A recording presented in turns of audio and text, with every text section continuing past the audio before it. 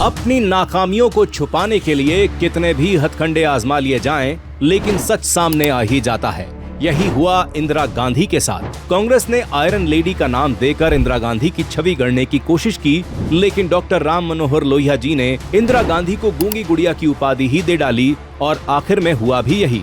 1971 की लड़ाई में भारत ने पाकिस्तान के 93,000 सैनिकों को सरेंडर करवा लिया था। उस युद्ध में हमारे 54 सैनिक या तो लापता हो गए या पाकिस्तान की जेलों में बंद रह गए। इंदिरा सरकार इन्हें कभी वापस नहीं ला सकी। क्या ये आयरन लेडी की मजबूरी थी? सेना की ऐतिहासिक जीत के बावजूद जीती गई जमीन बिना शर्त पाक को लौटा दी गई।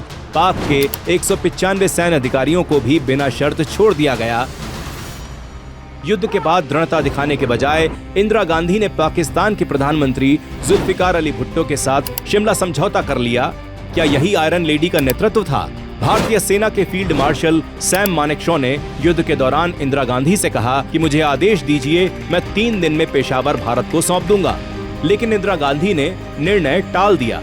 अगर इंदिरा गांधी आयरन लेडी होती तो इस ऐतिहासिक मौके पर निर्णायक फैसला लेती, लेकिन ऐसा नहीं हुआ।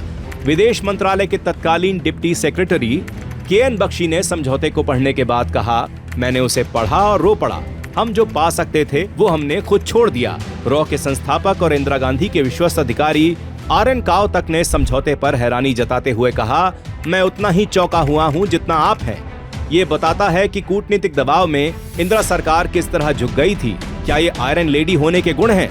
हो सकता है इंदिरा गांधी को आयरन लेडी कहना कांग्रेस की मजबूरी रही हो, लेकिन इतिहास साक्षी है कि उनके फैसलों ने देश के गौरव, सैनिकों की गरिमा और भारत के लोगों की भावनाओं के साथ समझौता कर लिया। इसीलिए सेना के शौर्य पर सवाल उठाने वाली कांग्रेस और उनकी तथाकथित आयरन लेडी की सच्चाई का सामने आना जरूरी है, ताकि देर से सही लेकिन हम देश की आने वाली पीढ़ियों के साथ न्याय कर सकें।